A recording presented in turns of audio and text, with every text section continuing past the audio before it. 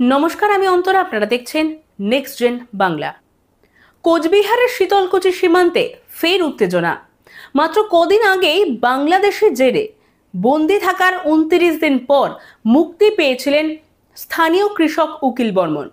সেই ঘটনার রেশ কাটতে না কাটতেই ফের এক ভারতীয় কৃষককে অপহরণ করে নিয়ে গেল বাংলাদেশি দুষ্কৃতীরা। বহু ঘন্টা টানাপোড়েনের পর অবশেষে বিজেপি ও বিএসএফ এর ফ্ল্যাগ মিটিং শেষে মুক্তি পান কৃষক কৃষ্ণকান্ত বর্মন। ঘটনা সোমবার সকালে শীতলকুচি ব্লকের গোলেনাও হাঁটি গ্রাম পঞ্চায়েতের মিরপাড়া বর্ডার এলাকা। স্থানীয় কৃষক কৃষ্ণকান্ত বর্মন কাঁটা তারের ওপারে নিজের জমিতে কাজ করছিলেন।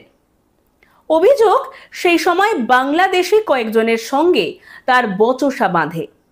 এরপর হঠাৎই 10-15 জন দুষ্কৃতী জোর করে তাকে তুলে নিয়ে যায় সীমান্ত পার করে।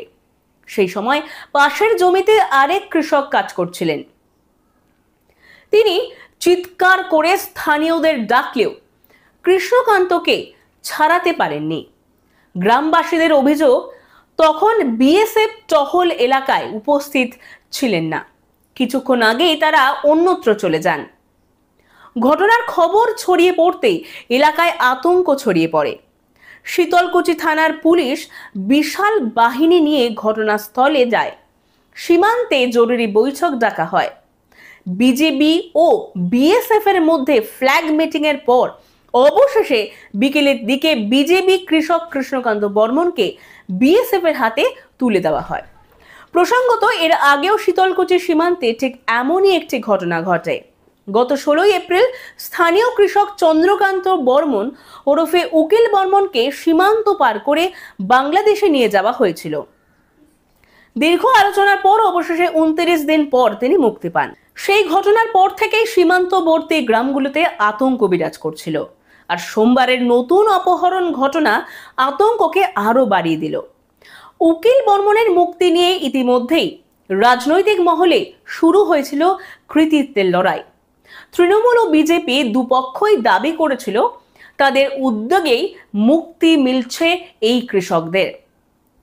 বিরোধী দলনেতা শুভেন্দু অধিকারী বলেছিলেন, প্রধানমন্ত্রী নরেন্দ্র মোদী ও স্বরাষ্ট্রমন্ত্রী অমিত শাহের হস্তক্ষেপেই উকিল বর্মন দেশে ফিরেছেন। অন্যদিকে উত্তরবঙ্গ উন্নয়ন মন্ত্রী উদয়ন গুহ জানিয়েছিলেন, মুখ্যমন্ত্রী মমতা বন্দ্যোপাধ্যায়ের সরাসরি তৎপরতার ফলেই সম্ভব হয়েছে এই প্রত্যাবর্তন। এবার কৃষ্ণকান্ত বর্মনের অপহরণ ঘিরেও শীতলকুচিতে নতুন করে শোরগোল পড়েছে।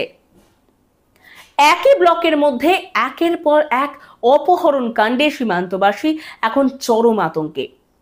সীমান্ত নিরাপত্তা নিয়ে প্রশ্ন উঠছে বারবার। বিএসএফ এর টহল ব্যবস্থা নিয়ে ক্ষোভ বাড়ছে স্থানীয়দের মধ্যে। আগামী দিনে এই ধরনের ঘটনা রুখতে দুই দেশের সীমান্তরক্ষী বাহিনী কি পদক্ষেপ নেয়, সেদিকেই তাকিয়ে এখন উত্তরবঙ্গ।